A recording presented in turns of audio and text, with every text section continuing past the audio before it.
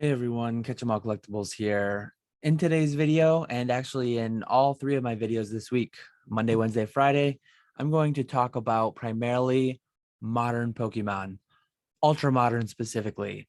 Everyone has their own definition for what modern is, vintage is, mid-era. Ultra modern, by this definition, will be everything that's available at wholesale distribution. Generally speaking, everything within 2 to 3 years old. Standard format, again, generally speaking, sets will rotate out of being in print, being in standard formation approximately 2 years after they're released. So for all the videos this week, that's what I will use to define ultra modern. I do business in vintage. I do business in ultra modern. There's been these videos going out recently talking about investing in ultra modern, investing in modern Pokemon. Is it a thing? Is it not a thing? I think a lot of it comes down to semantics. I made a video myself back in January, I believe it was, on why I do not consider my involvement in Pokemon to be investing. I buy it to resell it for more money down the line. One of the most broad definitions of investment is basically just that, buying something with intent to resell it for more later. And yeah, in this video, I'm going to talk to you about my general thoughts around that and some of the issues maybe with the way that people use the word, and or I guess things that people could do to make it more reasonable to me.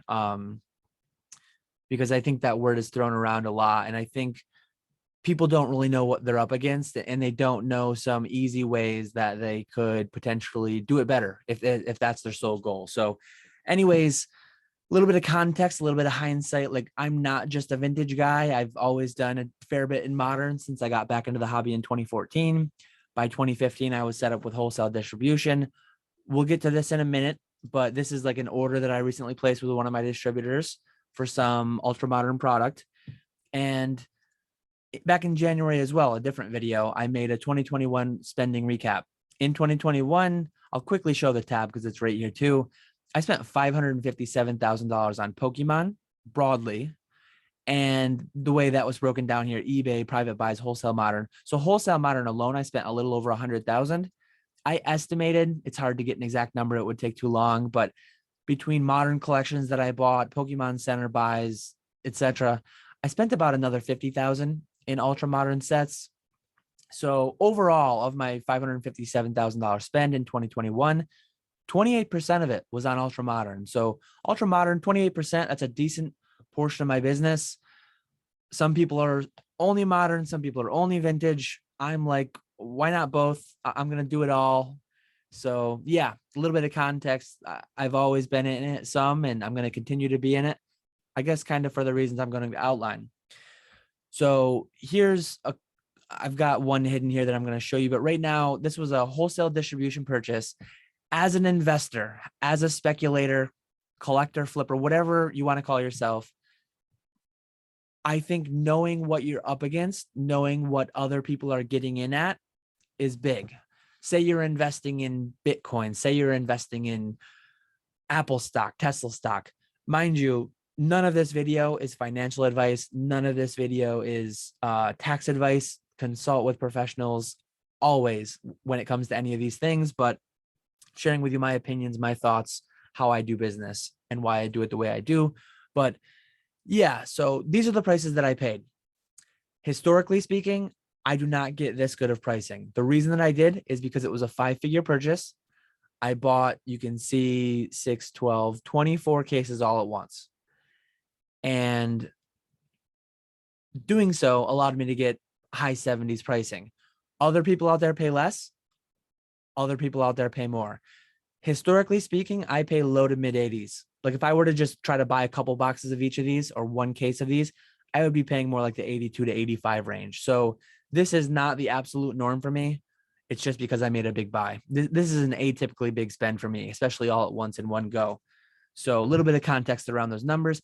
I went to eBay, TCG Player, and Troll and Toad, and I pulled the lowest prices for each. The lowest price overall I highlighted in green. Note that eBay and TCG Player, these prices were all in, shipping included. Troll and Toad, they do charge shipping. Certain times they'll have promotions where shipping's free over some certain amount.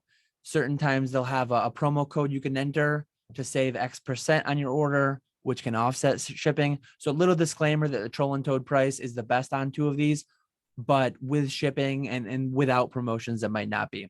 In any case, this final column here, I guess, is the main one. So I bought at $79.50 and $77. If you were to go out and buy right now, that's kind of what you're up against. You're paying a 12.5% premium over wholesale distribution price on Chilling Reign.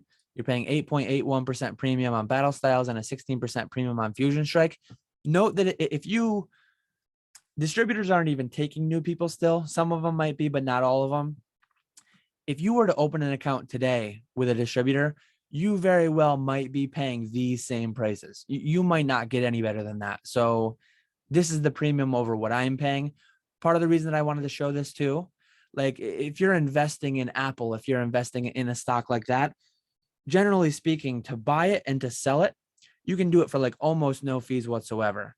If you buy it at 100 and it goes up to 101, you can sell and you can net nearly that 1% gain that you saw.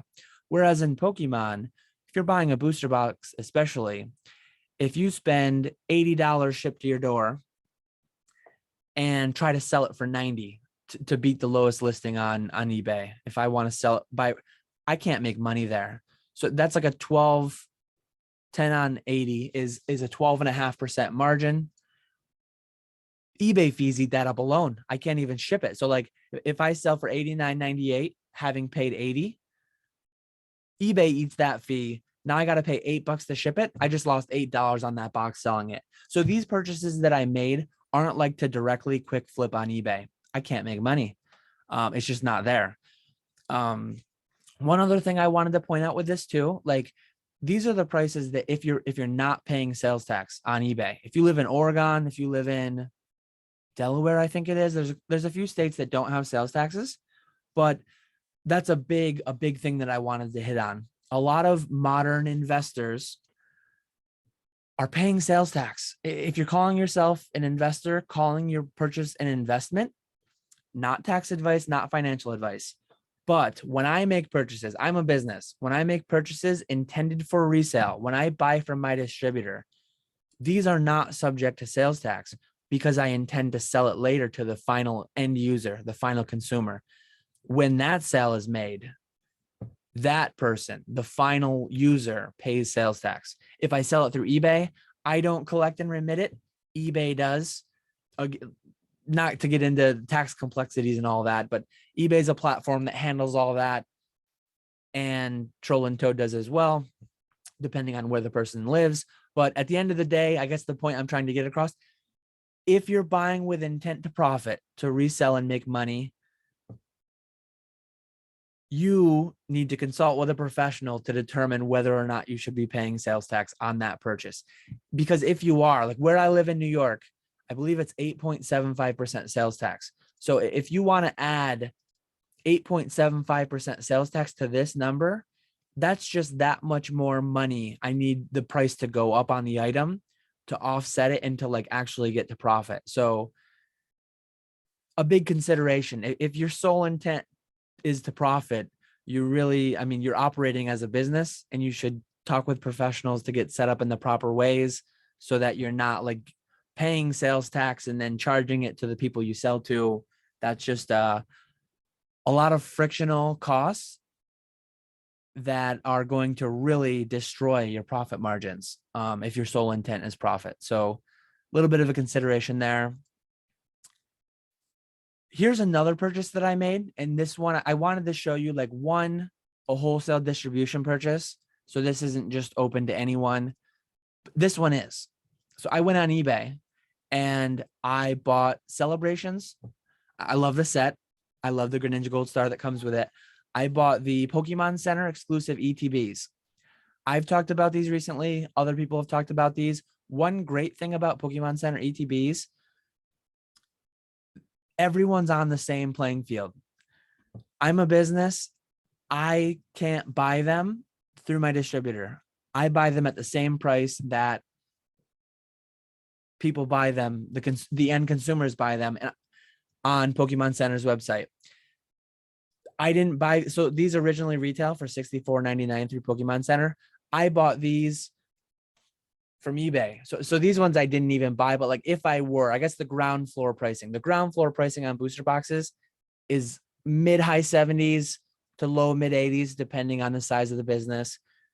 But everyone starts at that $64.99 retail on the Pokemon Center ETBs because they're not sold wholesale.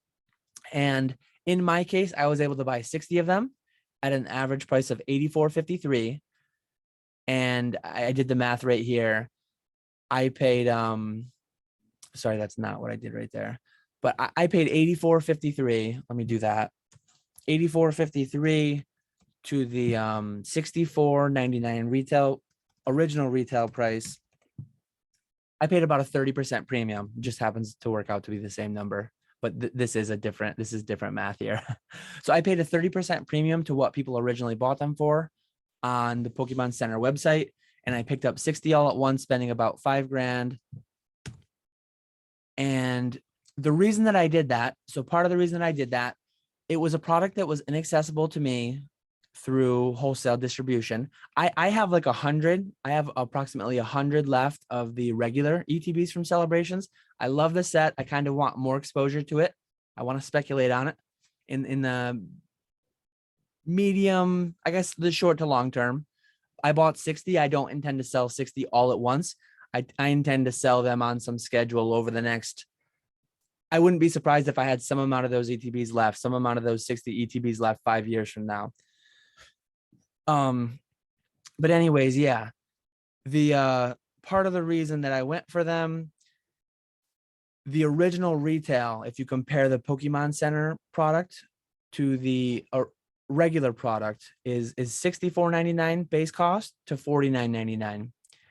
And the current market pricing for the Celebrations ETBs, I was able to pick them up at $84.50. And the lowest price between eBay, TCG, and Troll and Toad is $67 for the regular, not the Pokemon Center, but for the regular Celebrations Elite Trainer box. So the original retail, it's a 30% more expensive product, and in current market pricing, it's 26% more expensive. So it rose slightly less than the regular ETB. And I'll show you in the other tabs here. This is what is in a regular ETB. You have 10 Celebrations packs, 5 regular packs. You've got the Greninja Gold Star, all these other things. But note the acrylic dice and condition markers. In the more premium Pokemon Center one, you do get upgraded to a metal coin and then metal damage counters. And then you get an additional 3 packs, 3 Celebrations packs, and 1 additional regular booster pack. So to me, it feels like, I think the sleeves are the same, or are the sleeves different too? The sleeves actually are different. So better or worse, I don't really know, but I guess more exclusive. So for those reasons, I kind of like the product into the longer term more so than the regular one, especially since it's kind of like a slight discount to their original ratio of pricing. But yeah, that's where my head was at on making that buy. That's a little bit of background on why I think it's important that anyone who intends to invest, operate as a business, should seek professional advice and do so in the most efficient way possible. If you're going to try to make money in it, get set up as a business if that's right for you, and then do it the right way so that you're not paying such a premium over your competition. But yeah, that's what I've got for today. Wednesday, I'm going to get a little deeper. Today, I showed you a little bit on my spending for 2021, the breakdown of ultra modern to like mid-era and vintage. For Wednesday, I'm going to do a video that breaks down my current inventory as of today. What percent is modern, what percent is vintage. And then Friday, I'm going to do a video where I talk about Talk of the Town is like ultra premium collection. You'll note that I didn't buy those last week. I targeted Celebrations, Pokemon Center Elite Trainer box, and I'll get a bit into on Friday, a bit into why I didn't target something like the Celebrations Ultra Premium collection, that's already seen fairly substantial gains, and why I chose something like this. And I'll also kind of, it'll be a little bit of a painful thing, but going back in time, I've been back in the hobby for 8 years. Some of the biggest modern misses I've ever had. I think that'll be a fun little video. There was some crazy releases that I had access to that I just watched the prices go up and up and up and up. So yeah, I'll talk a little bit about those and talk about what I look for when I look for a modern product that I might speculate on, purchase inventory of with intent to sell down the line. But yeah, there's my video for today. Be interested to see. Let me know in the comments below what you think about the Pokemon Center ETBs compared to the regular ETBs. Let me know where you stand on the whole modern versus vintage, or is modern investable thing. I'll be interested to see how people respond to this video. I clearly I buy a lot of modern, but I just don't talk about it as much. Maybe I'll start talking about it a bit more. The past year or two has been pretty much from wholesale distribution. You take what they're giving you. This is an atypical thing. It's been rare that you can go call up a distributor and buy 144 boxes of anything. That's only just started to happen in the past few months. We're not back to where you can buy everything. Hopefully we get there, but evolving skies, and yeah, is the reprint coming, all that. Maybe I'll touch on that later this week too. But yeah, we're going to have a modern week, and I'll catch you all later.